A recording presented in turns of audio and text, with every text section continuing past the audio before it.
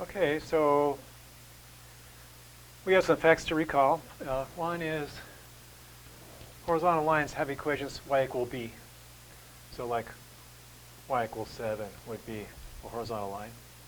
Vertical lines have equations x equals some number. Maybe x equals 5 would be an example of a vertical line. Parallel lines have the same slope. So you might say, well, if we wrote the lines in maybe slope-intercept form and we want to make them parallel, the slope numbers have to be the same.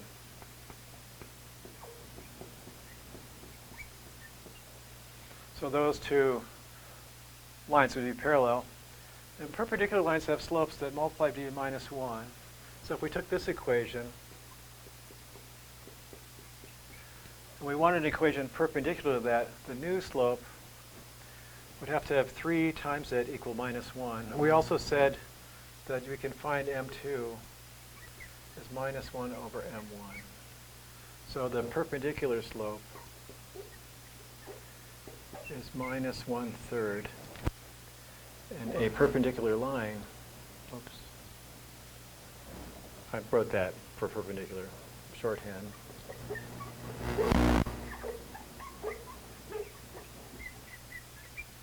Y equals minus 1/3 x. And as long as the slope is minus 1/3, it'll be perpendicular. Put whatever number you want there. There we go. So we'll do some more examples of parallel and perpendicular right here. It says find two lines. Both of them pass through the point 2, 3. So I think we're going to use point slope form to write the equation. So find two lines. We mean find the equations of two lines. But it might just say find two lines. Here's the given line. It's 6x minus 4y is 10. In order to figure out what the slope is, we'll solve that for y. Maybe I'll put it down here. Solve for y. Minus 4y. I'm going to move the 6 over there. Subtract 6x.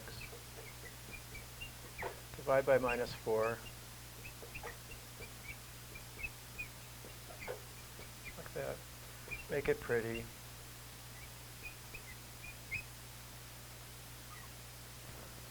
How big is that? I can at least cancel the 2 out of there. 5 halves, I guess. Okay. Or 2.5, either way. So now we know the slope.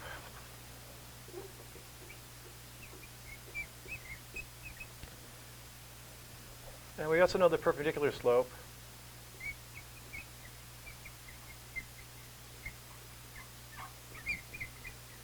So now I'm running out of room. So this times minus 2/3 would be, check it out, 3 halves times minus 2/3 is minus 1, because you get minus 6 over 6. So there's the perpendicular slope. Call it m2 if you want. And then we can write down the equations. I barely fit them in here. We're using this point here and the two slopes, this one and that one, to write the equation. So it's going to be y. How's that point slope form go? It was y minus y1 is m times x minus x1, like that. The y is 3, so it's y minus 3. The slope 3 halves. 3 halves x minus 2. So that's the parallel. I'll write it like this, parallel, just so I keep track. It's one way of denoting parallel.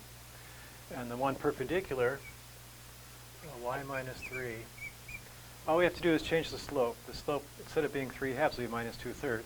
That's the perpendicular slope. Okay. So those are perfectly legitimate equations of lines passing through the point 2, 3.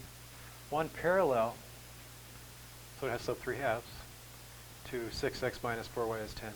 And one perpendicular, so it has slope minus 2/3, to 6x minus 4y is 10. Double check our work, make sure I got the right answer here.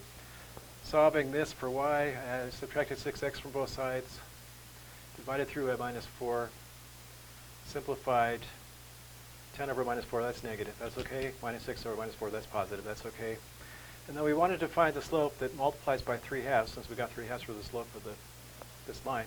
To find the perpendicular slope, something times 3 halves is minus 1. And I figured just flip this over and put a minus sign in front, and then these products come out to be the same size, but opposite signs. So you get minus 6 over 6. Minus 6 over 6 is minus 1. Looks like we did it. Almost at the end of the section. See you in a few minutes, or however long this takes.